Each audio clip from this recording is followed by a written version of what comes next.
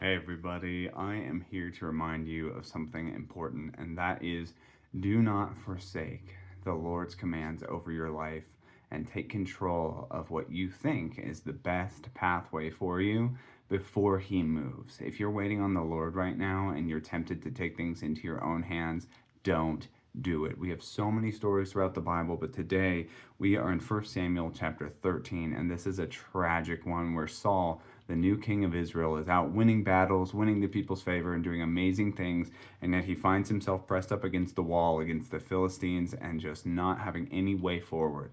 The prophet Samuel told him to wait 7 days for Samuel to come and meet him on the battlefield, to offer sacrifices to the Lord, then to charge out and claim victory. However, let's continue the story.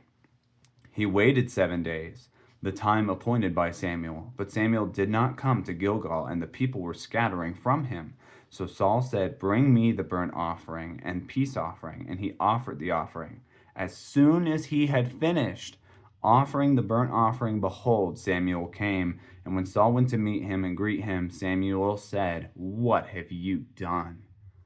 The result of this was for Samuel to go on and say that Saul had lost the Lord's favor for his disobedience, that for his lack of trust when people were leaving him left and right, he chose fear over obedience to God. He chose to turn from the commands of the Lord and to release the Lord's favor over his life. His kingdom ended at that point, and David came next. Now, could this have been avoided if he had been obedient? Perhaps. I mean, the next thing that Samuel says to him is, "For the Lord would have established your kingdom over Israel forever, but now your kingdom shall not continue.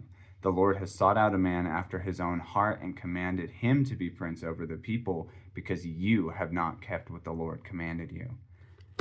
I don't know about you, but I don't want to hear this from God. I'm in a waiting season right now that feels just so incredibly awful and impossible to wait any further. And yet I know in my heart, and reading this today was so perfectly timed, that there's nothing better than to wait on God and to see Him work on your behalf, because we know that we serve a God who works for those who wait for Him. It is said throughout the Bible that God is faithful to His people. So don't give up and don't give in. Wait patiently upon the Lord.